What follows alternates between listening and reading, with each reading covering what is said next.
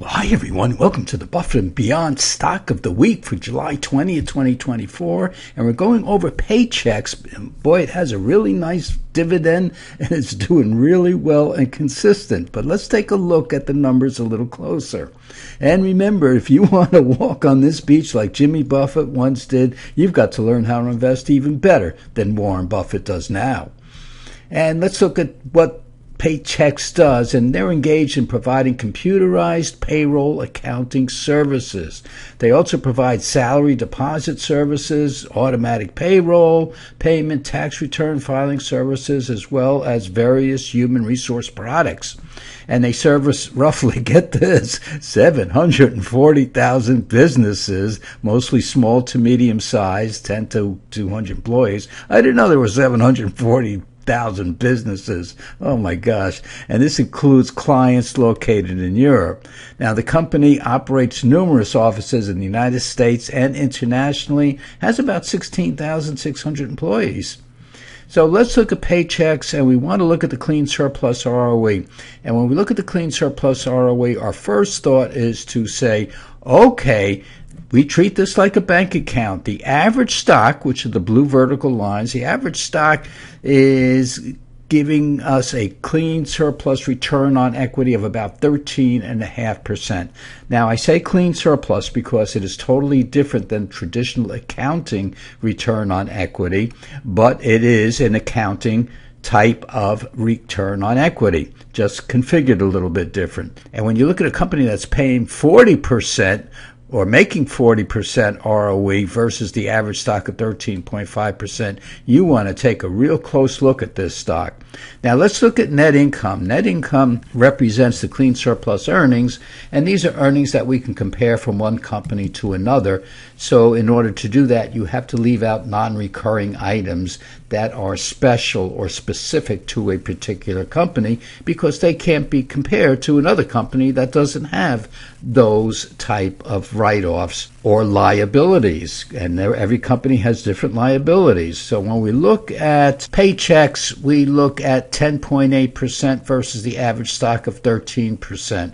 So right where this number over here, the clean surplus ROE, says, wow, look at this stock, this statistic over here says, uh-oh, be careful. And then when you consider revenue, the average stock revenue about 7.1% per year increase, and PayChex 6.9% increase over 5 years. So it looks like it's a slower growing company. That prompts us to look at different numbers, or more numbers, I should say. So when we look at it, we see the net income over here, and then we see dividends paid, and we're saying, wow, dividends are really high relative to the amount of income that's coming in. So even though it has a clean surplus return on equity of 40% or more, we are looking at how much of that money that it's making does it put back into itself in order to grow, and we're looking at around 20%, a little bit over 20%. We like to see a growth portfolio retain 100% of its income so that it could put money back into itself in order to grow. That's a growth company. It looks like PayChex is not a growth company, and so therefore the market is not even looking at this retention rate of 20%, and they're saying, nope, it's not a growth stock. And when we look at the dividend growth, first of all, we're looking at averaging 10.2%. That's very good, folks, because to get into our dividend growth and income portfolio, we want to see a dividend growth rate of about 7% or more. Now let's come over here to the dividend. Recent dividend 3.3%. That is pretty nice. So we're looking at this stock not so much as a growth stock, but as a stock that's paying a nice dividend and making pretty good money that continues to grow. But let's look at how this stock is treated by the general market. And when we look at 1 year, black line is the S&P 500, and we look at this wonderful rally after the decline back previous to October of last year, and then all of a sudden October and November, this market started to move up and has kept going up very, very nicely. PayChex, no, has not been included in this growth rate in the general market. But then again, how many stocks in the S&P 500 have not participated in this growth? Because this is really what we look at when we see the top 6 or 7 stocks that have carried this entire S&P 500. Because if you weigh the 500 stocks equally weighted, then you get about a 5% return for the past 1 year. But this black line that we see and that we hear about all the time is capitalization weighted. So you take a stock like Microsoft that has millions of shares, and Nvidia, Netflix that has, Google that has millions of shares and a high price, that those stocks really are dominating this particular line in here. The average stock in the S&P 500 is pretty much doing what PayChex is doing, up about 5 or 6 or 7% for the year. And now this line does not include dividends, so you would add another 3% on that. So you would be up here someplace, and you would be doing a little bit better than the average stock.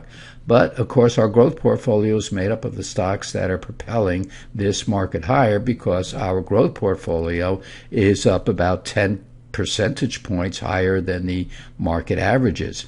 And when we look over 5 years, well, PayChex, the black line is the S&P 500. PayChex has been following pretty good the S&P 500. Problem is that it was not, even with that higher dividend, it was not such a defensive stock in 2022 when the market went down, and PayChex kind of went down with it, because if businesses were going to slow, then income to PayChex was going to slow. And then all of a sudden the market took off in 2023, and this in here is 2024, and PayChex just kind of slid along with the average stock. So as we look at PayChex, we see it's not a growth stock. Could it go into our dividend growth and income portfolio with that nice 3.3% dividend?